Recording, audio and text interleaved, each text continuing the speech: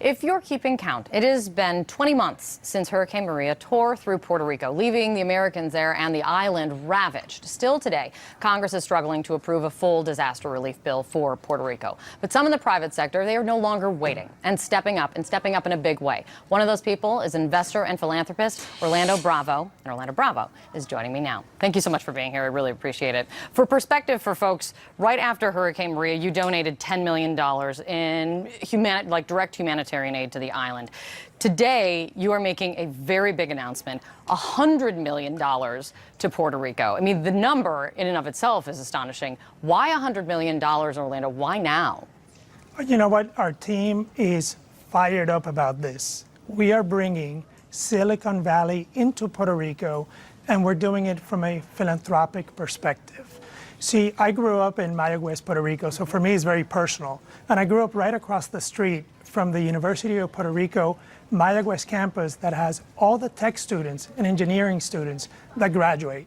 About 70% of those leave the island. Now, I left right after high school, and people along the way, and this is a story that a lot of us have, people along the way helped me, and I ended from the place of the least opportunity to Silicon Valley doing software and private equity. You cannot find a better place to get lucky over the last 20 years. So once we did the humanitarian aid relief in Puerto Rico, we stayed in those communities. But I do find it fascinating that Puerto Rico still is in need of direct humanitarian aid, but I find it fascinating that this isn't that.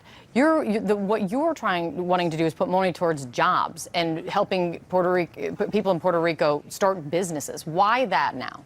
Exactly. The problem that our foundation is tackling is one of income inequality. So this is long-term. This isn't an extremely topical point right now in the U.S. The UN did a study, and it ranked Puerto Rico in the top 5 countries in the world in terms of income inequality.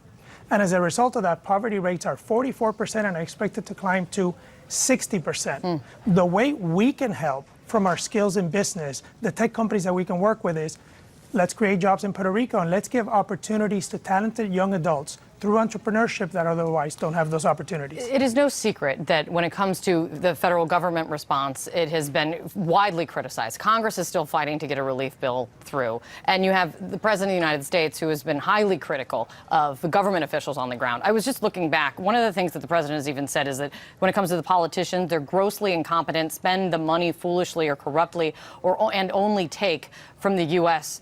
Do you see yourself as filling a void? Do you see yourself as stepping in because of an action by the government, because of, I mean, the President of the United States saying these things about your home? We absolutely feel that we are filling a void. Now, there are so many theories of why this happened, why this poverty rate, why this income inequality. There should be more help in Puerto Rico. Now we're taking matters into our own hands. We're doing what we can with the skills that we have. It's wonderful and sad that it requires that. But thank you for coming in and thank you for making that announcement. We'll follow what this money does for Puerto Rico. Really appreciate it, Orlando. Thank you. Thank you so much. Thank you so much.